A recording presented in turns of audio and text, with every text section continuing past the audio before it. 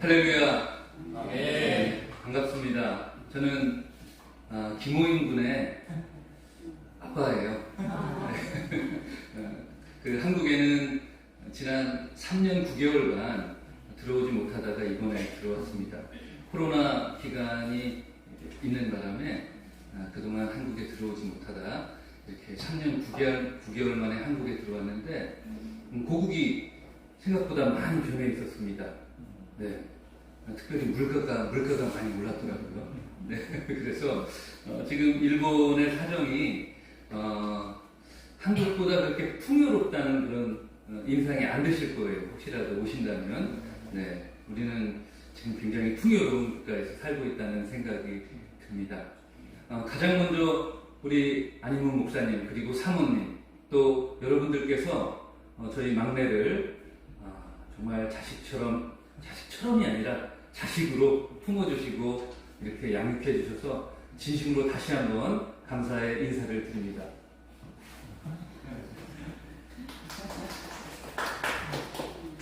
저는요 2017년 12월 그러니까 벌써 횟수로는 6년여가 되었는데 2017년 12월에 일본이라는 나라를 처음 가보았습니다. 그때 가보았더니요 일본이 좀 근사해 보였어요. 그리고 이곳에서 어떤 새로운 목회 인생을 시작하는구나라는 그런 희망 섞인 생각도 가지고 있었는데 사실 그 당시에 걸림돌이 있었죠. 두 딸은 대학을 진학했는데 우리 막내 아들이 일종의 걸림돌이었습니다. 왜냐하면 고등학생이었거든요. 그런데 아들하고 오랜 시간 장시간 이야기를 했는데 아이가 일본에 가지 않고 이곳에 남아있겠다 그런 이야기를 하더라고요. 왜냐하면 다들 아시겠지만 악기를 연주하는데 일본에서 악기 연주를 계속해서 한다는 게 쉽지 않겠다는 본인의 생각이 있었던 것 같습니다. 그래서 한국에 두고 이렇게 제가 일본으로 들어갔습니다. 일본에 2018년 4월에 정식으로 부임을 했습니다. 부임하기 전에 매달 한 2주 정도 이렇게 주일 설교를 일본 교회에서 했고 그리고 2020년 이제 코로나 시기에 접어들 무렵에 이러저러한 사정이 있어서 한인 교회를 이제 사임하고 도쿄로 이주를 했습니다. 처음에 제가 지냈던 곳은 군마현이라고요. 도쿄에서 그 바로 위에 그러니까 이제 사이타마라는 지방이고 그 위가 군마라는 지방인데 한국으로 이야기하면 한 전라북도나 경상북도 정도 그 정도 되는 시골에 이제 도청 소재지가 있는 그런 도시였습니다. 34만 명 되는 도시였는데 한국에서도 코로나로 인해서 많은 어려움들이 있었으리라고 생각됩니다만 일본도 마찬가지였습니다. 일본은 정부에서 그렇게 규제는 심하게 하지 않았는데 국민들 사이에 이분들이 조금 독특해요. 그러니까 코로나 때 이렇게 좀 조심하자라고 이야기를 했는데 누군가가 가게 문을 열었다 그러면 저녁에 그 가게 앞에 막 이렇게 좀 안 좋은 말을 너희들 장사 못하게 할 거다 뭐 이런 식으로 이런 뭐 격보 같은 거 붙이고 조금 여러분 잘 아시는 그 용어가 있죠. 이지매라는 거 그런 것들을 이제 하다 보니까 전반적으로 국내적으로 이렇게 좀 침체기에 있었습니다. 그것은 아마 한국도 마찬가지였으리라 생각되지만 일본은 유난히 그게 심했다는 생각이 들어요. 제가 코로나 시기에 도쿄에 있었는데 이렇게 거리에 다니는 사람이 없을 정도였습니다. 그런 시기를 지나서 지금껏 이제 일본 교회에서 지금 사역을 하고 있는 중에 있습니다. 오늘은 여러분들과 함께 로마서 12장 말씀을 가지고 함께 말씀을 나누는데요. 이 로마서의 저자는 다들 아시다시피 사도 바울입니다. 바울이라는 분은요, 문체가 아주 뛰어난 분인데요. 그 문체를 자신의 어떤 신학적 의도 그리고 하나님의 마음을 반영하기 위해 능수능란하게 이렇게 글을 쓰게 됩니다. 확실히 하나님의 영감을 받은 사람이고, 그리고 그 적재적소에 하나님의 뜻을 드러내기 위해서 자신이 그간 습득했던 학식과 그리고 당시 문화적인 그런 체험, 히브리인으로서 히브리인이라 함은 마치 일제 식민지 시대에 우리 조선 사람이나 비슷한 그런 지위라고 생각하시면 됩니다. 시민권은 로마 시민이었지만 그 혈연적으로는 히브리 사람이었기 때문에 히브리 문화와 로마 문화를 이렇게 융합시킴으로써 상당히 독특한 나름의 필치로 이렇게 성경을 기록하게 되는데요. 바울의 필체는 대표적으로 직설법과 명령법이 있다고 이야기합니다. 직설법이라는 것은 평소문을 이야기하죠. 있는 그대로의 사실을 진술하는 것입니다. 명령법이라는 것은 상대방에게 뭔가 요구하는 거죠. 오늘 로마서 12장 제가 선택한 14절로부터 21절까지의 말씀을 보시게 되면 전부 무엇으로 이루어져 있습니까? 명령법으로 이루어져 있습니다. 바울은 어째서 이렇게 확연하게 대비되는 그런 문체를 구사했을까? 바울은요, 구원의 실체를 이야기하기 위해서는 명령법을 사용하지 않습니다. 사실을 진술하는, 사실을 서술하는 평서문, 직설법을 사용하게 됩니다. 바울이 구사한 그 직설법의 내용을 그대로 따라 읽어가면 대체로 어떤 내용인가 하면 구원은 그간 유대인들이 이해해왔던 율법에 의한 것이 아니라 믿음에 의한 것이다.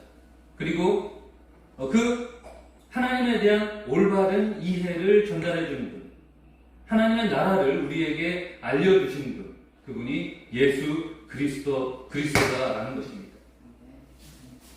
그리고 그 구원은 우리의 노력으로 의한 것이 아니라 하나님의 선물로 주어진 것이라는 것을 분명하게 이야기합니다. 이 선물이란 용어에 우리가 조금 오해가 있을 수 있는데요. 우리는 주고받다, 선물을 주고받다라고 이야기하는데 이 선물이 과하면, 특히 공무원에게 선물을 하게 되면 그게 무엇이죠? 뇌물이 되는 거죠. 이 뇌물의 성격이 있는 것이 아니에요. 하나님께서는 우리에게 뇌물을 주신 것이 아닙니다. 다시 갚으라고 주신 것이 아닙니다. 하나님께서 말씀하신 그 선물은 아무런 보상 없이, 아무런 요구 없이 우리에게 하나님께서 전달하신 순수한 선물입니다. 이러한 말씀을 하심으로써 우리는 이 바울의 직설법을 통해 무엇을 알 수 있느냐? 하나님의 마음을 알 수 있어요. 사실을 적으셨거든요. 그렇기 때문에 바울의 여러 서신들을 우리가 읽게 되면 구약 성경에 대한 오해도 해소할 수 있고, 그리고 여러분 이런 말씀 들어보셨죠? 값싼 은혜다라는 말씀 들어보셨을 텐데 그러한 오류도 우리가 시정할 수 있습니다. 경박한 믿음, 제자로서 희생이 없는 그런 삶을 벗어나 아까 우리 안 목사님께서 말씀하신 이루어가는 믿음, 이루어가는 신앙에 이를 수 있게 되는 것입니다. 그렇다면 오늘 본문 로마서 12장에서 바울이 우리에게 이야기한 그 명령법은 어떤 의미가 있는 것인가? 명령이라는 것은요, 듣는 사람이라든지 글을 통해 읽는 사람이라든지 이 저자는, 말하는 사람은 상대방에게 무엇을 요구하는가? 행동을 요구하는 것입니다. 여러분, 우리의 머릿속에 있고 관념 속에 있는 것은 이 법으로 다스릴 수 있습니까? 없지요. 행위로서 드러나야 그것이 비로소 법의 적용을 받게 되는 것이죠. 마치 그러한 원리하고 비슷한 것입니다. 행동을 요구한다는 것은 윤리를 요구하는 것이고 삶을 요구하는 것이죠.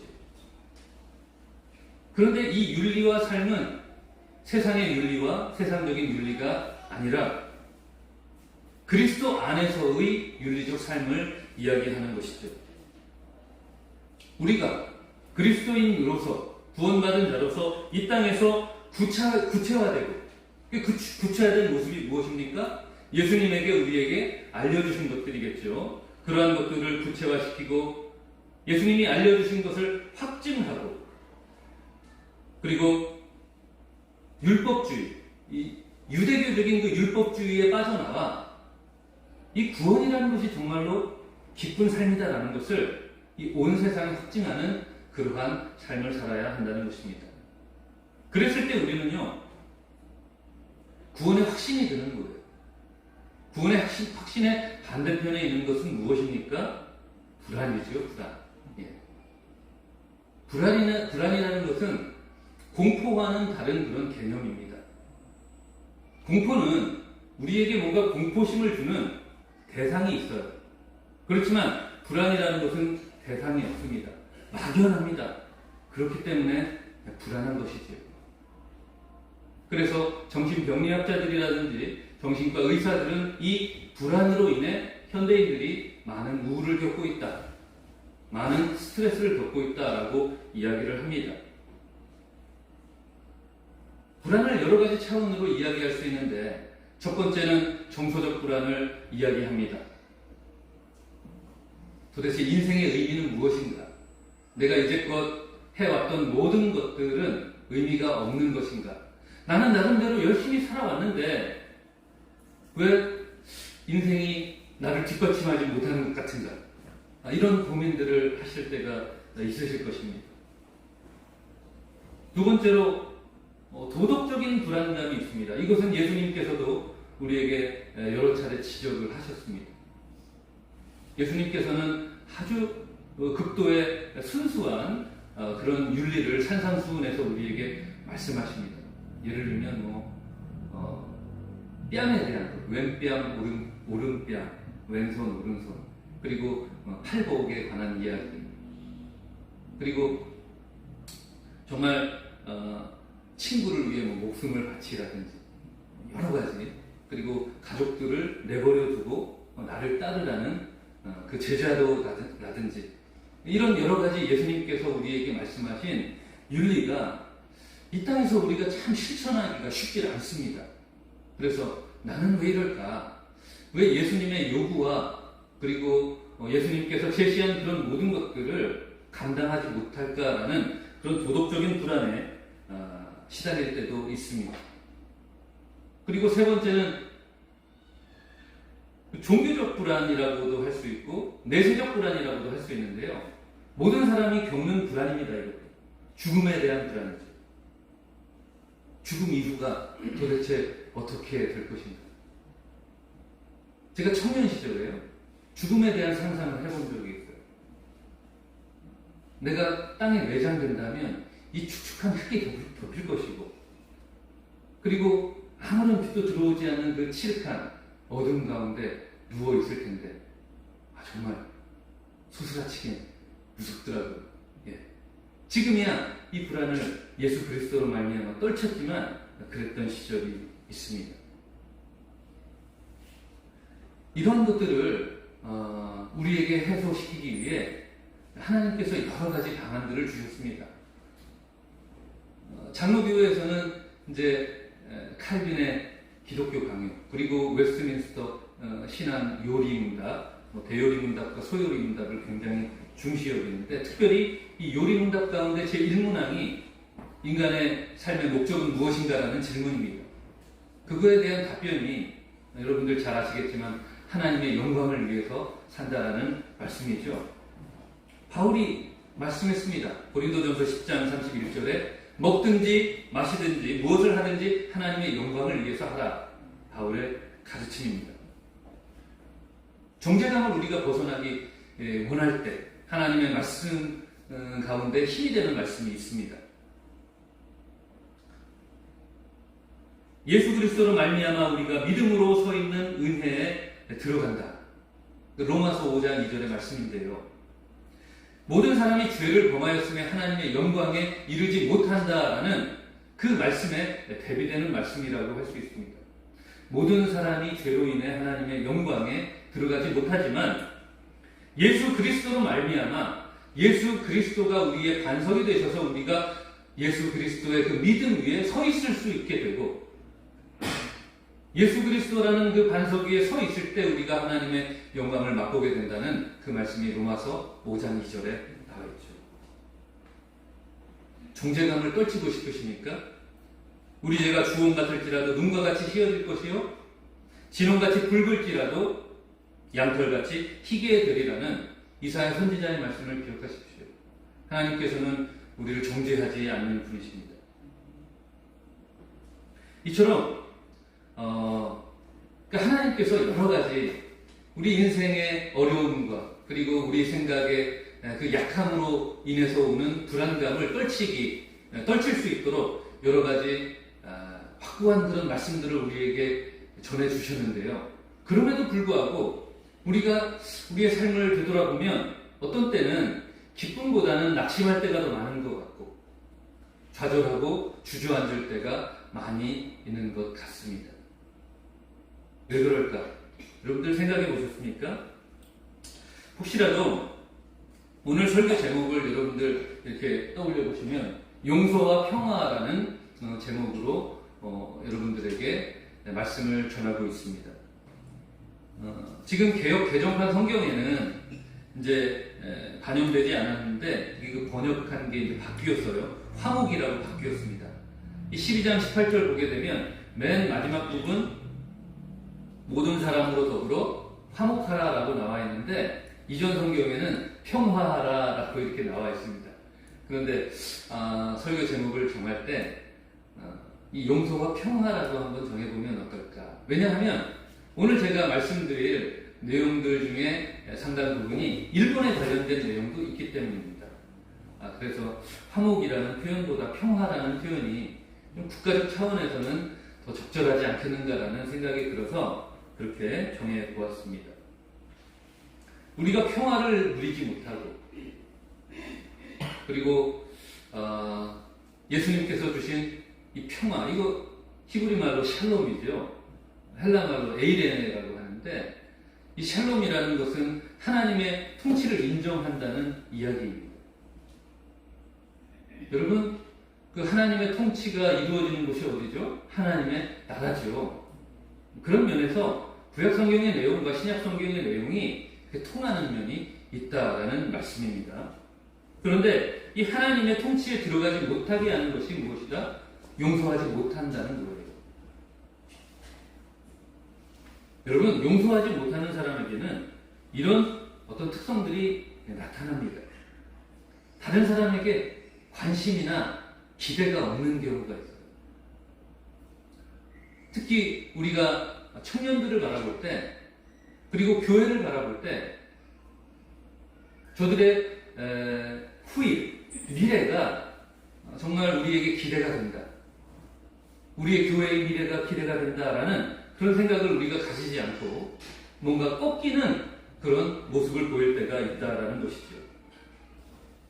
용서하고는 아무런 관련이 없는 것과 같은 이런 모습들이요, 용서하고 관련이 있다라는 말씀입니다. 다른 사람을 만나는 게 편하지가 않아요. 불편해요. 상대방을 믿지 못하고 늘 불신에 휩싸여 있습니다. 이것도 용서를 체험하지 못하고 내 안에 용서하지 못한 무언가가 있기 때문에 이러한 모습을 보이는 것입니다. 오늘 가을비가 추적추적 내리고 있습니다. 오면서 낙엽이 떨어지는데 얼마나 아름다운지 모릅니다. 여러분, 일본의 가을 풍경도 제법 아름답지만요, 우리의 가을 색깔이 더 선명합니다. 그 일교차가 더 심해서 그런지 그 단풍 빛깔이 굉장히 고와요. 그런데 이렇게 아름다운 가을날 비가 추적추적하게 내리면 이 하나님의 창조하심을 기억하고 아름다운 가을을 감상해야 될 텐데 못된 그놈이 생각난다. 그러면 좀 뭔가 문제가 있는 거예요. 용서하지 못한 것이죠. 누군가로부터 고통받았던 그때를 생생하게 기억하면서 사는 사람들도 있습니다. 이런 여러 가지 용서하지 못하는 현상으로 인해 우리가요, 몸으로 증상이 나타나요. 여러분, 우리의 감정과 그리고 우리의 행위가 얼마나 잘 이어져 있는지 여러 가지 사례를 들 수가 있습니다. 여러분 동요 좋아하시는 분들 많을 텐데요. 성지락이라는 노래 참 듣기가 좋습니다. 엄마가 섬 그늘에 굴 따러 가면, 그냥 이 노래만 들어도 눈시울이 붉어져요. 이것뿐만입니까? 엄마야 누나야 강변사죠. 그렇죠? 그 연로하신 어머니, 그리고 나를 아프게 낳아주신 어머님을 생각하면 우리 눈시울이 붉어질 수가 없어요. 우리의 감정과 이 노래 부르는 행위가 연결되어 있다라는 말씀이죠. 뿐만 아니에요. 여러분, 진짜 서리빨처럼 막 하얗게 이렇게 서 있는 그런 달콤한 배를 한번 상상해 보세요. 그리고 맛있는 사과를 깨물었다고 한번 생각해 보십시오. 입에 침이 고입니다. 우리의 몸이 이런 생각에 반응한다는 것이죠. 그렇기 때문에 우리의 생각이요, 그리고 우리의 행위가 부정적일 경우에 우리의 몸의 증상으로 나타나는 경우가 있다는 것입니다. 비단 사람뿐만이 아니에요. 식물도 그래요. 우리 아들이요, 초등학교 다닐 때 실험을 했습니다. 화분 2개를 놓고 한쪽에는 너는 못생기고 나쁜 식물이야. 그리고 이쪽은 너는 굉장히 예쁘고 그리고 사랑스러운 식물이야. 이렇게 이제 이름표를 붙여놨습니다. 그리고 아침마다 인사를 해요. 너는 왜 이렇게 못생겼니? 그렇게 인사를 합니다. 이쪽에는 반가워. 밤새 잘 잤니? 이렇게 칭찬을 해요. 사랑스러운 말을 전해요. 그랬더니요, 실제로 식물의 모양이 바뀌더라고요. 너무 신기해서 제가 사진을 찍어서 제가 이제 클라우드에 저장을 해 놓았습니다. 저도 깜짝 놀랐습니다. 이처럼 우리의 생각과 관념이 우리의 몸과 우리의 현실에 작용한다라는 것을 여러분들 체험 많이들 하셨을 것입니다. 저는 일본 선교사로서 일본과 우리 사이에 수많은 어떤 용서와 사죄와 그리고 여러 가지 대화가 있었음에도 불구하고 일본을 생각할 때 뭔가 꽉 막힌 듯한 그런 인상을 받을 때가 있습니다. 전임 대통령 시절에는 일본과 사이가 안 좋았다고 합니다. 지금 현 대통령과는 일본이 사이가 좋다라고 이야기를 하는데, 사실 그 물밑에서 일본의 교포들 사이에서 이루어지는 이야기를 들어보게 되면 또 이야기가 달라요. 좋은 가운데 나쁜 것도 있고 나쁜 가운데 좋은 것도 있습니다. 물론 본인들의 이해관계에 따라서 다르겠지만, 지난 코로나 시절에 우리 교포들이 돈을 많이 벌었어요. 왜 많이 벌었는가 하면, 그 당시에 처음에 코로나가 이렇게 창궐했을 때 일본에서는 한국에 대한 여러 가지 안 좋은 조치들을 했잖아요. 수출도 금지시키고, 특히 반도체 관련한 필수적인 약품들이라든지 이런 것들을 금지시켜서 오랫동안, 바로 얼마 전까지 그 금수 조치를 계속해서 시행을 했었는데요. 뭔가 안 좋았습니다. 안 좋았는데, 이런 이유로 이 코로나 검사 키트 여러분들 아시죠? 이렇게 타액으로 검사하면 코로나 양성 여부, 음성 여부를 알 수 있는 그 검사 키트인데, 처음에 한국 키트를 이제 수입 금지를 시켰습니다. 그래서 어느 나라 것을 썼겠어요? 중국 거 많이 썼습니다. 그런데 진단 오류가 많이 나왔기 때문에 이건 쓸 수가 없는 거예요. 그래서 음성적으로 일본 분들도 한국 키트를 많이 찾았습니다. 그래서 나중에는 거의 전부 한국에서 이제 수입을 했는데, 한국 분들이 이제 담당을 하셨죠. 그래서 굉장히 그 재미를 봤다는 이야기를 들었습니다. 예. 그리고 아무리 이렇게 위쪽에서 정치인들이 사이가 안 좋다고 해도요, 한류라는 거 여러분 들어보셨죠? 한류 열풍은 젊은이들 사이에서 이렇게 굉장히 붐이다. 그래서 최근에 한국 상품이라든지 한국 음식점, 그리고 한글 배우기가 굉장히 성황리에 이루어지고 있습니다. 그렇기 때문에 이렇게 우회에서 조금 냉기류가 있다고 해도 이 밑에서는 계속해서 한류에 의해서 이 어떤 교류가 달궈지고 있었습니다. 그렇기 때문에 최근 들어 코로나가 풀리니까 관광객이 얼마나 많이 들어오는지 모릅니다. 웬만한 도쿄의 유명한 관광지에 가면 한국말을 다 들을 수 있어요. 네. 한국 사람들이 뭐 매달 한 4, 50만 명씩 이렇게 오는 것 같아요. 최근에도 보면. 이처럼 일본과 한국의 그 교류가 활발함에도 불구하고 뭔가 묵은 것이 내려가지 않는 그런 모습을 보일 때가 있다는 것입니다. 이유가 있습니다. 일본과 한국은요, 자기 국가에 대한 긍지가 상당히 강합니다. 일본도요, 2차 세계대전이 끝난 이후에 자신들의 헌법을 물론 강제에 의했지만 그들이 가진 헌법을 무엇이라고 부릅니까? 평화헌법이라고 해요. 이 평화헌법이 일본의 발전에 굉장히 커다란 기여를 하게 됩니다.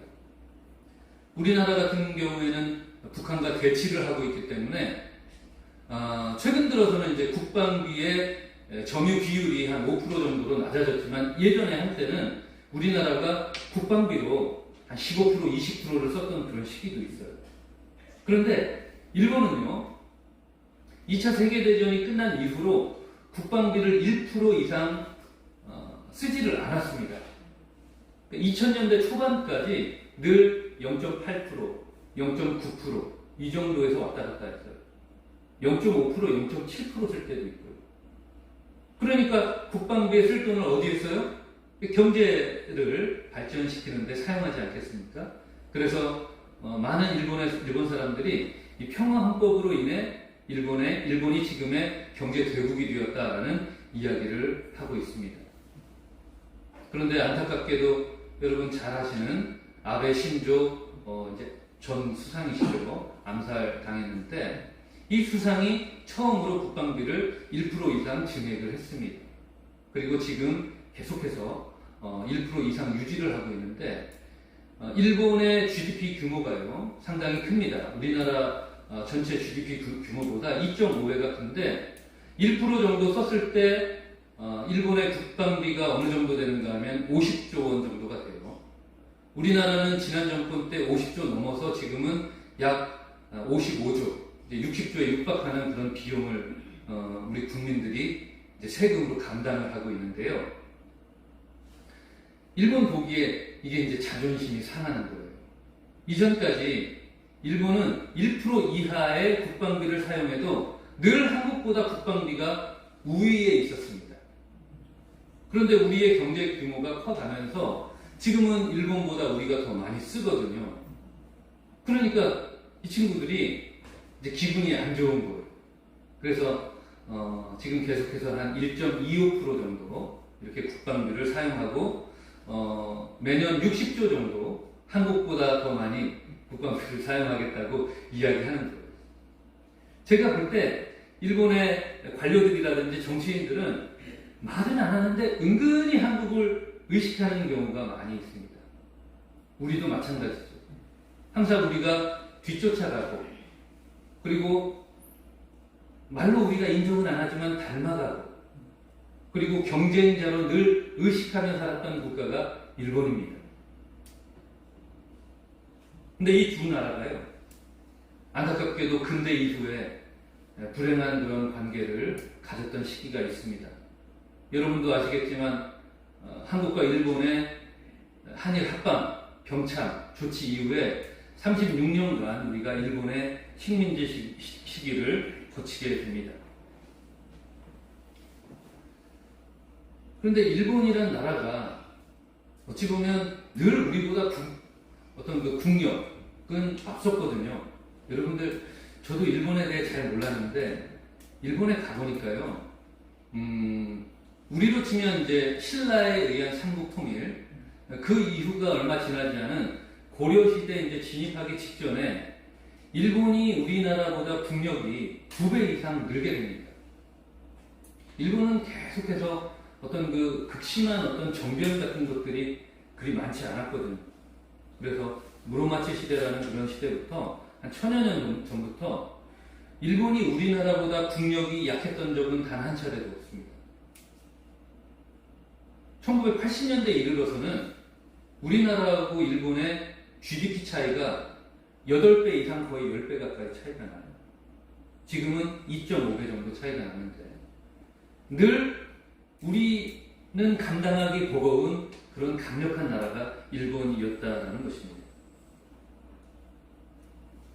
그렇기 때문에 한참 전 세계적인 제국주의의 열풍이 불었을 때 일본도 그 대열에 동참을 하고, 제국주의는 예외 없이 식민지를 두는 게 원칙이거든요. 이유는 뭐냐면 시장의 확대를 위해서입니다. 자기들이 기술을 가지고 있지만 자원이 없잖아요. 그래서 식민지를 개척해서 자원, 원료를 싸게 공급받아서 상품을 만들어 파는 것. 이게 이제 제국주의의 기본적인 어떤 모습인데, 일본도 이와 같은 그런 행위를 했습니다. 일본이요, 메이지 유신이라고 19세기 후반에 이 사람들이 근대화를 이루어서 국가가 강력해진 게 아니에요. 일본은 이전부터 강력했습니다. 이미 그 시기에 세계 10대 열강이 끼었고요. 역사책에는 12대 열강이 끼었다라고 이야기하는데, 제가 볼 땐 10대 열강이 끼어 있었습니다. 이미 150년 전에. 그리고 요즘은 어떻습니까? 경제력으로 따지면 세계 3위의 경제 대국이죠. 일본에 기독교가 있었습니다. 이렇게 강력한 나라에 기독교가 없을 리가 없죠. 일본은 에도 시대 이전 1550년에 기독교가 들어옵니다. 이 사람들은 이제 기록의 역사가 굉장히 발전했기 때문에 모든 처음과 끝 과정들이 다 기록에 남아있어요. 1550년에 사비에르라는 하비에르라고도 하고, 이 포르투갈 선교사에 의해서 선교가 시작됩니다. 그러면 선교 역사가 꽤 길지요, 그죠? 임진왜란이 1592년에 일어났습니다. 그러니까 한 40여 년간 일본에서 포교 활동이 굉장히 활발해요. 그래서 여러분, 우리에게는 소서 행장이라고 알려져 있지만 호니시 유키나카라는 일본의 아주 유명한 장군이 있습니다. 이 장군은 크리스찬이었어요. 영주가 크리스찬이면 그 영지에 사는 모든 백성들은 이제 다 크리스찬이 되는 거예요. 그래서 100% 크리스찬 영지, 번이 있었습니다. 번이라는 것은 일종의 작은 나라라고 생각하시면 돼요. 그 당시에 이 고니시가 우리나라에 참전했을 때 그들의 군기는 뭐였어요? 십자가 문양을 그렸습니다. 그리고 조선에서 전도 활동도 제법 했습니다. 그렇게 열심히 기독교 포교 활동을 하고, 또 해외 원정, 전쟁으로 원정을 가서 조선에서도 포교 활동을 했는데, 안타깝게도 이 선교적인 자유는 오래 끌지 못해요. 47년밖에 가지를 못합니다. 1597년에 이제 그때부터 본격적으로 그 당시 이제 임진왜란을 일으켰던 풍신수기 도요토미 히데요시가 기독교인을 굉장히 극심하게 박해를 합니다. 여러분들 혹시 나가사키라는 곳 들어보셨는지 모르겠습니다. 2차 세계대전 때 히로시마와 함께 원자폭탄이 떨어졌던 도시인데요. 일본의 기독교를 대표하는 도시입니다. 그곳에 가면 아직도 지금도 크리스찬의 비율이 전국에서 제일 높아요. 그리고 성당도 있고, 이제 요즘에는 우리 기독교인들도 개신교인들도 나가사키에 가서 이렇게 성지순례 비슷하게 당시 일본에 박해받았던 기독교 역사 순례를 하는 과정에 이제 나가사키의 유명한 그 순교자 탑이 있습니다. 그때 26명을요 십자가에 예수님과 같은 모양으로 이렇게 처형을 하는 그런 사건이 발생합니다. 이것이 일본 기독교사의 첫 순교의 현장입니다. 그리고 나서 에도 시대에 접어들어요. 이제 도요토미 히데요시가 죽고 나고 임진왜란과 정유재란이 끝난 이후에 도쿠가와 이에야스라는 아주 걸출한 영웅이 일본의 전국을 호령하게 됩니다. 이 사람은 덕장이에요. 그래서 많은 사람들의 신망을 얻었고, 그리고 아들에게 이제 세습을 하기 시작해요. 그래서 이 에도 막부라는 그 무사의 집안이죠. 무사의 집안이 메이지 유신이라는 근대 혁명이 있기까지 계속해서 이어져 내려옵니다. 이 사람은요, 굉장히 특징적인 게 무엇인가 하면, 당시 도요토미 히데요시 같은 경우에는 일본의 왕이 있죠. 천황이라고 하는 왕이 있는데, 이 왕의 권위를 잘 인정을 안 합니다. 안 하고, 자기가 천황보다 더 많은 권세를 휘두르려고 합니다. 그렇지만 도쿠가와 이에야스는 그러지 않았고, 이제 천황을 그대로 모셔둡니다. 모셔두고, 자기는 이제 형식적이지만, 자기가 힘이 제일 강하지만, 형식적이지만 늘 황제의 옥세를 이제 받아서 시행하고 그런 일을 하게 됩니다.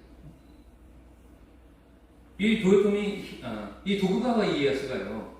그런데 기독교에 대해서는 굉장히 부정적인 입장을 취하게 돼요. 이분이 1614년에 금교령, 기독교 금교령이라는 명령을 내리는데요.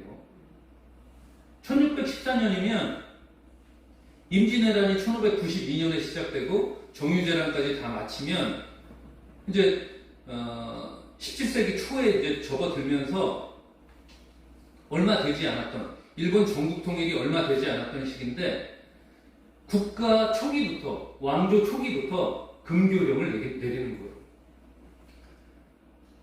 왜 이렇게 기독교에 대한 부정적인 이미지가 생겼을까? 제가 한국에서는 전혀 몰랐고요. 일본에 가서 이러저러 책을 이제 뒤지는데, 금교령의 원인이 무엇인가 하면 당연히 이제 기독교의 부정적인 모습이겠죠. 뭐냐면 당시에 일본 같은 경우에는 쇄국 정책을 했습니다. 쇄국 정책을 해서 나가사키라는 항구만 이제 열어놓고 외국 사람들하고 교류를 시작하는 거예요. 그때 처음 교류했던 사람들이 포르투갈 상인이었습니다. 그리고 나서 들어온 사람이 누군가 하면 네덜란드 상인입니다. 근데 포르투갈 상인들하고 스페인 상인들은 늘 누구하고 함께 오는가 하면 신부들하고 같이 옵니다. 천주교의 신부들하고. 그런데 되게 재미있게도 포르투갈하고 그 스페인의 그 신부들이요, 이 구령의 열정이 높아서 전도 활동을 굉장히 적극적으로 했어요. 그래서 아까 말씀드렸듯이 한 지역, 한 지방 전체가 기독교화되는 그런 일도 생겼습니다. 그러다 보니까 기독교를 믿는 사람은 왕을 누구라고 해요? 왕의 왕, 예수 그리스도를 왕이라고 하죠. 그렇죠? 여러분들 우리 찬송가를 보게 되면 왕의 왕이라는 표현 많이 나오죠. 왕이라는 용어가 많이 나옵니다. 복음성가에도 많이 나오고. 그런데 여러분, 이 왕이라는 용어, 예수님에게 올려드리는 왕이라는 용어가 일제시대에는 사용되지 못했어요. 왜냐하면 천황만 왕이다 해가지고 당시에 왕이라는 용어를 지우고 주라는 용어를 쓰게 합니다. 주인 주자. 네. 이야기를 조금 더 확대를 해보자면, 사실 전 세계 성경 번역을 할 때, 저는 히브리어를 전공해서 이제 원어를 좀 다루어봤는데, 전 세계 성경을 번역을 할 때 예수님에 대해서 번역어를 어떻게 정하느냐, 다 주라고 합니다. 그러면 삼위일체시죠. 그러니까 예수님도 성자 하나님이시고, 성령 하나님도 계시고, 구약시대의 주인공은 성부 하나님이십니다. 그래서 야훼, 여호와라는 말을 이제 주라고 번역을 해요. 성경 번역 역사에 있어서는. 여러분 잘 아시는 그리스어로 된 72력 이제 성경부터 해서 모든 그 여호와에 대한 용어는 퀴리오스라는 주라는 용어로 이렇게 번역을 해왔습니다. 독일어에서도 영어에서도. 그래서 여러분 영어 로드라는 말 잘 아실 텐데 대문자 LORD 이게 야훼의 번역어입니다. 히브리 사람들은 야훼라는 발음을 하지 않아요. 이 사람들은 아도나이 또는 하쉔이라고 이렇게 발음을 합니다. 이유가 있어요. 하나님의 이름은 거룩한데 우리가 발음하는 순간 오염된다는 거예요. 하나님의 이름도 거룩하게 보존해야 된다. 그래서 이 테트라그람마톤이라는 이 네 글자 요드해 바브해는 발음하지 않는 게 유대인들의 전통입니다. 그래서 우리 기독교 같은 경우에는 하나님의 이름을 주라고 번역을 해왔어요. 그런데 여러분 잘 아시는 그 표준 세번역, 지금은 세번역이라고 이야기하는데 이 성경에는 여호와를 주라고 번역을 했어요. 주라고 번역을 했는데 당시 사실 기독교의 대표적인 모든 교단이 모여서 열심히 1993년도부터 이제 열심히 97년도까지 번역을 하고 나중에 한 차례 개정도 해서 이렇게 열심히 번역한 성경이 있는데 거기에 하나님을 주라고 번역했다고 하나님의 권위가 손상되는 듯 하다고 그리고 일제시대가 연상이 되는 거예요. 이 연세가 많으신 원로 목사님들이. 그래서 그 성경을 많이 사용하지 않으시더라고요. 그래서 성서공회에서는 이제 고육책으로서 지금 개역 개정판이라는 이전에 개역 한글판을 바꾼 성경을 채택해서 대체로 개신교단에서 사용을 하고 있습니다. 이처럼요, 일본에서는 기독교가 자유로웠던 시기가 언젠가 하면 1614년 이전까지 47년밖에 안 되는 거예요. 그 이후로 금교령이 언제 풀리는가 하면 1873년에 풀립니다. 259년간 이 금교령이 해제되지 않고 쭉 이어져 내려오는 것입니다. 기독교는 불법이에요.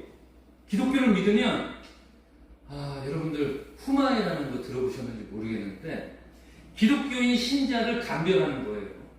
성모 마리아라든지 예수님의 성화를 땅바닥에 놓고 이걸 밟고 지나가면 너는 기독교인이 아니로구나 이렇게 인정을 해주고 그것을 밟지 못한 사람들은 따로 분류해서 굉장히 심한 고문과 처형을 시행했던 그런 역사가 일본 기독교사에 있습니다. 이것은 전 세계 기독교사에 유례가 없는 거고요. 유일하게 일본에만 있는 가장 극심한 박해입니다. 그래서 기독교인들이 완전히 사라져요. 일본 사회에 기독교인이 하나도 없게 됩니다. 그러면 그래도 예수님이 좋잖아요. 그러니까 끝까지 믿고 싶잖아요. 그런 사람들은 산속으로 들어갑니다. 그리스단이라 해서 숨은 그리스도인이라는 용어가 그때 생기는 것입니다. 이 숨은 그리스도인들은 산속에 들어가 교회를 짓는데 모양은 무엇으로 짓습니까? 절이나 암자로 짓는 거예요. 절이나 암자로 짓고 부처상을 이제 만드는데 자세히 보면 부처님이 아기를 막 안고 있는 그런 부처라든지 아니면 이렇게 등에 십자가 표시를 해놨다든지 그런 식으로 해서 이제 예수님을 믿는 그런 암흑기, 신앙의 암흑기가 이제 에도 시대입니다. 근데 이 금교령이 내려진 이유를 말씀드리다가 여러 이야기를 지금 했는데 이 카톨릭과 스페인 선교사들이 구령활동에 적극적이었습니다. 근데 그 당시에 구령활동에 적극적이다 보니까 천황을 인정하지 않은 그런 모습도 있고 그래서 이제 에도 막부에서 보기에 기분이 안 좋은 거예요. 기분이 안 좋던 차에 유럽에서 또 다른 상인이 들어오는데 네덜란드 상인이 들어와요. 화란이라고 부르죠. 그래서 화란. 이제 란이라는 게 난초는 아닙니다. 그래서 이제 일본 사람들은 네덜란드하고 관련된 학문을 난학이라고 이야기하는데 이 네덜란드 상인들이 들어오는데요. 이 사람들이 이제 에도 정부하고 협상을 해요. 우리 무역 좀 허락해 주십시오. 이야기를 하는데 너네도 유럽 사람인 거를 보니까 기독교인들 같은데 너희들 우리가 포르투갈하고 스페인 사람들 때문에 굉장히 애를 먹었다. 너희들도 혹시 기독교 선교, 기독교 전도를 할 것인가 라고 이제 묻습니다. 그런데 네덜란드 사람들은요, 돈을 좋아합니다. 그래서 우리는 무역만 할 거고 포교 활동은 전혀 하지 않겠습니다. 라고 이야기를 해요. 그래서 에도마코에서 선택을 합니다. 포르투갈하고 스페인 선교사들을 다 추방시키고 네덜란드하고 교류를 하는 거예요. 근데 포르투갈하고 스페인 선교사들이 가기 전에 에도 정부 사람들에게 이야기하는 겁니다. 네덜란드 사람들 들이면 안 됩니다. 저 사람들은 하나님을 믿는 자들이 아니라 마귀를 추종하는 자들입니다. 그러니까 죽여주십시오라고 이야기를 해요. 왜 그런 일들이 있었는지 여러분 짐작하십니까? 1517년에 종교개혁이 있었잖아요. 그리고 유럽 사회가 거의 한 세기 동안 전쟁에 시달립니다. 기독교와 개신교와 천주교 간에 많은 전쟁이 있었어요. 그런 전쟁의 영향을 받아서 이제 천주교인하고 개신교인이 사이가 안 좋은 거예요. 그러니까 포르투갈 사람하고 스페인 사람은 개신교인인 이 네덜란드 사람들을 음해하는 것이고, 네덜란드 사람들은 또 이 카톨릭 교도들인 포르투갈하고 스페인 사람들을 음해하는 것입니다. 그때 이제 막부의 자문이었던 사람이 영국 사람이었어요. 영국 사람이었는데 영국 사람이라면 뭐 성공의 교인이었겠죠. 이 영국 사람한테 묻습니다. 내가 얘기를 들어보면 성경도 같은 것 같고, 지금 막부 사람이 이제 묻는 거예요. 성경도 같은 것 같고 같은 신을 믿는 것 같은데 왜 서로 이렇게 못 잡아먹어서 안달이느냐 이렇게 이제 묻습니다. 그래서 이 영국 사람이 자초지종을 이야기해 줍니다. 당시 유럽의 상황을 이야기해 주고 천주교회와 개신교회 간의 그런 관계를 이야기를 해주니까 막부 사람이 납득을 하고서 그렇게 심하게 갈등을 일으키는 종교는 우리가 받아들이면 안 되겠다 해서 금교령을 내리게 되는 것입니다. 이 금교령 이후에 1868년에 메이지 유신이 있고요. 1873년에 금교령이 해제됩니다. 금교령이 해제되는 이유는 당시에 이제 미국이라든지 영국, 독일, 프랑스 이런 곳에서 이제 일본으로 이제 들어오게 되죠. 미국의 페리 제독이라는 이 해군 장군이 나가사키만 무역하지 말고 도쿄나 요코하마 이쪽에서도 무역을 하는 게 좋겠다라고 이제 요청을 하는데 일본 정부에서 받아들이지를 않습니다. 그래서 이 미국 장군인 페리 장군이 이 요코하마 근처에서 대포를 쏴요. 대포를 쏴서 무력으로 이제 항구를 확보하게 되는 것입니다. 그런데 이제 미국에서 자기들만 하는 게 아니라 다른 유럽 국가들도 들여보내게 되는 것이죠. 그러면서 이 유럽 국가들의 압력으로 기독교 금교령이 해제되고 드디어 자유롭게 기독교가 포교 활동을 하게 됩니다. 근데요, 먹는 것도 급하게 먹으면 안 되잖아요. 그 당시에 유럽과 미국이라는 그 강력한 해외 세력의 힘을 이제 등에 업고 일본에 숨어있던 기독교인들 그리고 기독교에 호의적이었던 이런 사람들이요 조금 무리한 행동을 하게 됩니다. 무슨 행동을 하는가 하면 제국주의가 좋다라는 그런 생각을 판단을 하게 되는 것입니다. 그래서 당시에 일본의 신학과 교회는 철저하게 일본 정부와 제국주의에 봉사하는 교회가 돼요. 여러분들, 우리는 정말 우리에게 생명을 주시는 하나님의 말씀, 성경 66권을 가지고 있습니다. 근데 1920년 이후로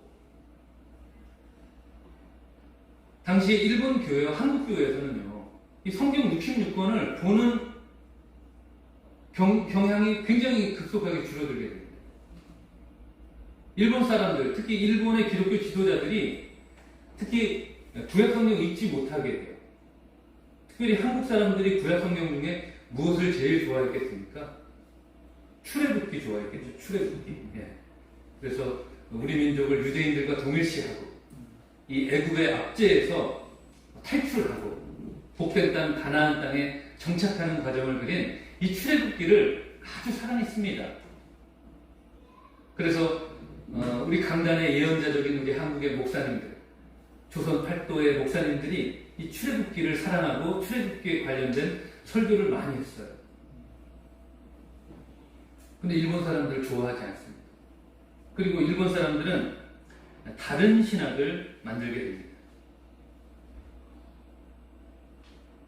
출애굽기를 보고요, 이 사람들도, 일본의 기독교인들도 자신을 유대교인들하고 동일시해요. 그러면 내선 일체, 당시에 조선과 일본은 하나다, 그리고 조선도 일본이다 라고 이야기하면서 조선을 일본어하기 위해 이제 일본 제국주의 정부에서 노력을 많이 했는데요, 일본의 기독교도 한국에 와서 이제 전도 활동을 하면서 포교 활동을 많이 했겠죠. 당시 한국에서 활동하던 일본인 목사들이 꽤 있었습니다. 그런데 이분들은요, 어떻게 구분을 하는가 하면, 일본 사람들은 하나님의 백성 유대민족이고 조선 사람들은 팔레스타인, 블레셋 사람이다, 이렇게 이야기를 하는 거예요. 어처구니가 없는 신학입니다. 근데 이 신학이 굉장히 유행했어요. 일제시대 1920년도부터 1930년대 일본 신학 굉장히 발달했었거든요. 유럽하고 교류하면서 칼바르트의 책을 그 당시에 번역하기도 하고 굉장히 발달한 신학 체계를 가지고 있었는데, 이 사람들이 무슨 이야기를 하는가 하면 일본적 기독교라는 이야기를 합니다. 일본적 기독교. 여기에서 신사참배에 대해서 천황 숭배는 종교가 아니다, 종교를 뛰어넘는 초종교다라고 이야기를 하면서 신사참배하는 걸 금지하지 않아요. 황궁유배라든지 신사참배를 자연스럽게 교회에서 하게 됩니다. 그리고 조선반도에 있는 조선의 기독교인들, 그 사람들이 구약을 읽히게 하면 안 되겠다 해서 구약 성경을 못 읽히게 합니다. 또 신약에서는 한국 사람들이 무엇을 많이 읽었겠어요? 예수님의 재림을 기다리는 요한계시록을 많이 읽었습니다. 그러다 보니까 요한계시록도 읽지 못하게 했어요. 2차 세계대전 말기에 가면 한국의 기독교는 모든 책들을 다 금지시키고 사복음서만 남기게 됩니다. 여러분 생각해 보십시오. 성경이 뭐라고요? 마태복음, 마가복음, 누가복음, 요한복음, 이 네 가지밖에 없는 거예요. 기독교입니까? 그렇기 때문에 엄격하게 최근에 한국 교회사 연구가 많이 이루어져 있는데, 몇몇 한국 교회 사학가들은 식민지 시절의 기독교를 온전한 기독교라고 보질 않습니다. 하나님의 말씀인 성경, 경전부터가 지금과 다른 경전을 사용했기 때문입니다. 일본 제국주의가 한국교회 구약성경 이해에 미친 영향이라는 논문을 쓴 장로교 통합측교단의 이종록 박사라는 분이 계세요. 구약학 교수인데, 이분이 당시 일제시대 때 우리 한국 강단에서 이루어졌던 구약의 해석들, 그리고 당시 한국교회가 어떤 식으로 조직적 변천이 있었는지에 대해 간략하게 이렇게 정리를 해놓았는데 아주 참고가 되었습니다. 그 중에 하나를 소개하자면 1940년에요. 일본 기독교단에서 어떤 조치를 냈는가 하면 한국의 청년부를 없앱니다. 청년부. 예. 미래를 보지 못하게 하는 거예요. 한국교회.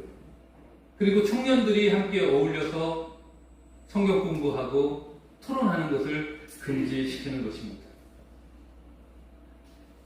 뿐만 아니라 1942년에는 모든 한국의 교단의 앞부분에 어떤 명칭을 붙이는가 하면 일본 기독교라는 명칭을 붙이게 돼요. 예를 들면 일본 기독교 조선 장로교단, 일본 기독교 조선 성결교단, 이런 식으로.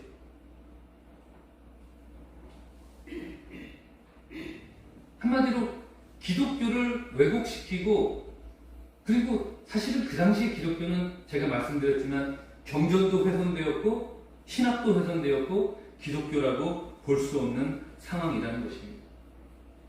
가톨릭은 어땠느냐? 가톨릭 더했습니다. 가톨릭. 거기는 이제 주교제이기 때문에 당시에 노기남이라는 주교가요, 아주 철저하게 친일을 했거든요. 그러니까 주교는 모든 신부의 인사권을 가지고 있습니다. 그리고 모든 신부들은 주교에 순명하게 되어 있어요. 명령에 이제 순종하게 되어 있어요. 그러니까 교회 전체가 완전히 친일화가 되어 있었던 것입니다. 당시 대한예수교 장로회 총회 기록을 보게 되면 1942년에 장로교회만, 이것은 뭐 감리교회나 성결교회, 침례교회 다 빼고 장로교회만 무기 제조용으로 교회 종을 바치는데 1540개를 바칩니다. 여러분, 평화의 복음을 알리는 그 교회의 종소리가 무기로 바뀐 거예요. 네. 경악스럽죠, 경악스럽죠. 그리고 나서 이 사람들이 아까 제가 말씀드렸던 일본적 기독교를 수립하겠다라는 목표를 가지고 신학화 작업, 그리고 이 교회의 왜곡을 시도하는데, 안타깝게도 우리나라 같은 경우에도 우리나라는 그냥 무조건 피해만 입은 게 아니에요. 이 가해자와 동조하는 그런 현상도 보이게 됩니다. 우리 한국의 기독교에도 3.1운동, 1919년에 있었잖아요. 3.1운동 이후에 급격한 친일화가 이루어지게 됩니다. 그래서 일본의 신학을 수용을 하면서 일본적 기독교라는 그 용어는 채택하지 않고 동양적 기독교라는 용어를 채택하게 됩니다. 당시에 우리나라에 많은 선교사들이 와 있었습니다. 1945년 이전에 한국을 다녀간 선교사들이 1529명이에요. 근데 그 가운데 미국 선교사들이 한 70% 됩니다. 1059명이 미국 선교사들이었는데, 선교사들을 배척하는 운동이 교회 안에서 일어납니다. 네, 그래서 선교사들을 쫓아내는 거예요. 2차 세계대전 때 일본하고 적이 어디였죠? 영국이라든지 미국이었잖아요. 그러다 보니까 선교사 배척 운동이 교회 안에서 이루어지고 1942년이 되면 그 많았던 서양 선교사들이 우리 교회 안에 아무도 남아있지 않게 돼요. 다 추방시켜서. 이런 굉장히 안타까운 역사를 가지고 있게 되는 것입니다. 우리가 일본 선교를 위해서 한국교회가 신경을 많이 쓰고 있고 지원하고 있습니다. 그렇지만 대체로 제가 일본에 가서 일본의 현황을 이렇게 바라보니까 대체로 이렇게 한국 교회끼리는 잘 연합을 안 합니다. 이렇게 별도로 활동을 하는데 이제 커다란 그룹이 이제 2개였고요. 최근 들어 한 3개로 분류할 수 있지 않을까 저는 그렇게 생각하는데, 가장 첫 번째는 도쿄에서 YMCA에서 28 독립선언 운동을 했던 이 청년들 중심으로 이루어졌던 제일대한 기독교단이라는 그런 교단이 있습니다. 이 교단은 1908년에 성립이 돼서 쭉 이어져 오고 있는 그런 교회예요. 제일대한 기독교단 도쿄교회는 지금도 일본의 대표적 한인교회로 남아 있습니다. 두 번째는 뭐냐 하면 1980년대 이후에 천만 구룡운동이라는 슬로건을 가지고 일본 선교에 집중했던 여의도 순복음교회입니다. 여의도 순복음교회가 지금 현재 한 80여 개 교회가 활동을 하고 있습니다. 일본 전국 각지에서. 현재로서는 가장 커다란 한국계 교회라고 할 수 있어요. 그 다음 세 번째는 뭐냐면 기독교 복음 동맹이라는 교단이 있습니다. 일본에 키리스토교 후쿠인 토메라는 교단인데, 이 후쿠인 도메라는 교단은 우리나라로 이렇게 이야기하자면 약간 보수적인 장로교단이라고 이해를 하시면 돼요. 아마 우리 교단도 일본 교회하고 선교적 협력을 한다면, 한국계 교회하고 선교적 협력을 한다면, 제가 생각할 때는 이 복음동맹하고 하지 않을까라는 그런 생각이 드는데, 굉장히 복음적인 교단입니다. 좋은 교회예요. 그런데 이 교회는 좀 한국적인 색깔이 강해요. 교단 중심이라기보다는 개교회 중심입니다. 개교회 중심이고, 이런 성향이 있기 때문에 1990년대 이제 온누리교회 중심으로 러브 소나타라는 그런 행사를 일본에서 많이 하는데, 그리고 이제 온누리 TV 일본, 온누리 TV 재팬이라는 게 이제 생겼습니다. 거기서 지금 활동을 하고 있는 이제 한국 교회하고 이렇게 많이 협력하고 있는 교단이 일본 복음 동맹 쪽이고, 그쪽에 속한 한국 교회들이 이제 있습니다. 이렇게 세 그룹이 있는 거죠. 세 그룹이 있는데, 안타깝게도 지금 일본 선교는 굉장히 위축되고 있어요. 예를 들면 제일대한기독교단 홈페이지를 여러분 들어가시게 되면, 일제시대 때 일본에 의해 강제로 한일교회가 병합이 되거든요. 이제 그 병합 됐을 때의 역사를 하나님 보시기에 좋지 않은 역사다, 수치스러운 역사다라고 이렇게 이제 밝히면서, 우리 제일대한기독교단은 절대로 제국주의 시절의 그런 실수를 반복하지 않겠고 일본 선교를 위해 애쓰겠다라는 그런 이야기를 해요. 그런 글들이 이제 남아 있어요. 굉장히 자존심이 있는 교단이죠. 근데 안타깝게도 제일대한기독교단에서 운영했던 신학교가 두 개 있었는데, 하나는 오사카 신학교, 두 번째는 도쿄 신학교예요. 근데 오사카 신학교가요, 한 10여 년 전에 문을 닫았습니다. 이유는 신학생이 없어서. 그리고 한 4, 5년 전쯤에 도쿄 신학교도 문을 닫았어요. 신학생 진학대가 없기 때문에. 그래서 지금 제일대한기독교단 중에 그 성직을 희망하는 자들은 위탁교육을 시키는데, 그 위탁교육을 시키는 곳이 어딘가 하면 이 사람들이 지금까지 배척해왔던 일본 그리스도 교단의 신학교에서 지금 공부를 시키고 있어요. 이처럼 일본의 그 한인교회 상황이 많이 어렵습니다. 그럼 일본 교회 현황은 어떠냐?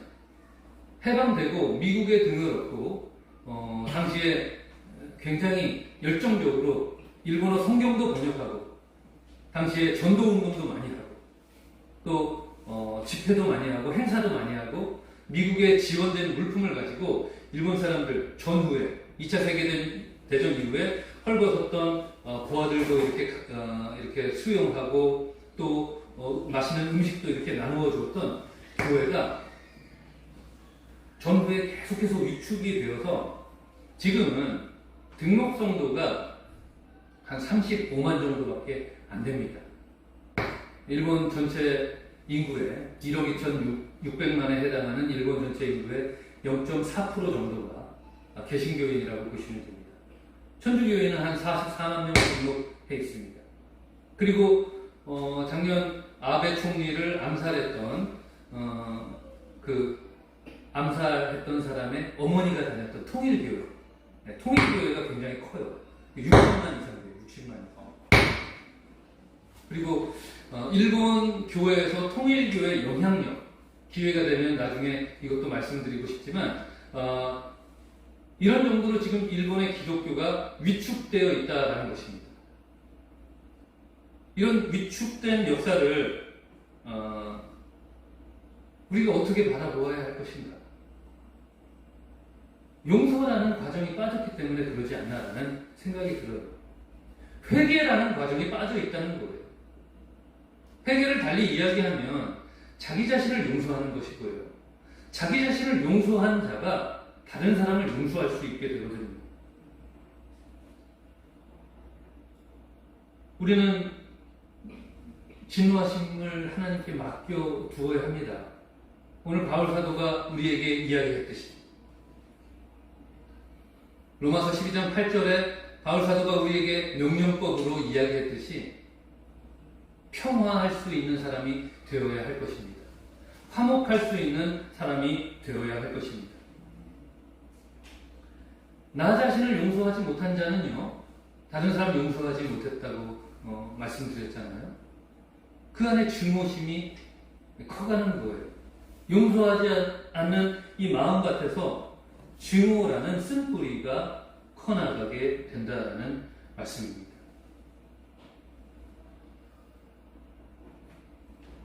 우리가 일본 교회하고 원만하지 못해요. 여러분 생각해 보십시오. 1945년 8월 15일 우리가 해방이 되었습니다. 그 이전에 한국 교회에 수많은 일본 교회 목사님들이 영향력을 주었다고 했어요. 일본 사람들 입장에서는 조선이 선교지였죠. 선교지. 근데 그 수많은 일본의 목사님들, 일본의 선교사님들 지금 어디에 있습니까? 아무도 남아있지 않아요. 기독교 역사에 이런 유래도 없습니다. 미국이 영국의 식민지였습니다. 독립전쟁하고 영국을 이긴 다음에 미국이 독립했습니다. 영국 선교사들이 다 나갔습니까? 물론 나간 사람도 있지만 여전히 있는 거예요. 인도도 영국의 식민지였지만, 인도네시아가 네덜란드의 식민지였지만 남아 있습니다. 베트남은 프랑스의 식민지였습니다. 그래도 남아 있고요. 지금 베트남에서 신부들이 많이, 신부 지망자가 많아가지고 일본의 베트남 출신 신부들도 있어요. 그런데 한국은 어떻습니까? 일본 목사를 찾아보기가 힘들어요. 너무 기가 막히지 않습니까? 이런 모습들은요, 일본 사람들에게 너희들 회개하라, 용서해라, 이런 걸 우리가 요구할 수도 있겠지만, 먼저는 우리가 먼저 나 스스로를 용서하고, 그리고 우리 한국의 기독교인 안에 흐르고 있는 그 집단적인 무의식, 내가 구체적으로는 알지 못했지만 왠지 느껴지는 그 찜찜함, 오늘 제가 이야기 드렸던 식민지 시절에 있었던 그 아픈 왜곡된 여러 가지 신학과 신앙과 그리고 행위들, 이런 것들이 우리가 의식하지 못하지만 우리의 무의식 안에 켜켜이 쌓여 있기 때문에 우리도 일본 사람들에게 선뜻 손을 내밀지 못하는 거 아닌가라는 생각을 하게 됩니다. 설교를 정리하겠습니다. 우리는 용서를 믿음으로 선택해야 합니다. 용서는 회개의 영역이에요. 믿음으로 나서야 됩니다. 세상 사람들은요, 감정적 용서까지는 하지 않더라도 그냥 서로 받아들이고 좋게 좋게 이해하며 지내자, 이렇게 이야기하지만 우리는 전인적인 용서를 해야 된다라는 말씀이죠. 쉽지 않은 일입니다. 그렇기 때문에 누구의 도움이 필요합니까? 성령 하나님의 도움이 필요합니다. 우리의 힘으로는 할 수가 없기 때문입니다. 그 과정에서 우리 한국교회도 눈물을 흘리고 고통을 감내해야 할 것입니다. 한국교회의 일원인 나도 눈물 흘려 회개해야 할 것입니다. 그 자리, 우리가 흘린 그 눈물의 자리에 우리 예수님께서 들어오실 것입니다. 그래서 우리에게 십자가를 보여주시고 용서하게 하시고, 그 용서로 인해서 우리가 타인을 용서할 수 있는 용기를 가질 수 있게 하실 것입니다. 그 순간에 우리나라가 진정한 일본 선교의 시작이 되지 않을까라는 생각을 해보게 됩니다.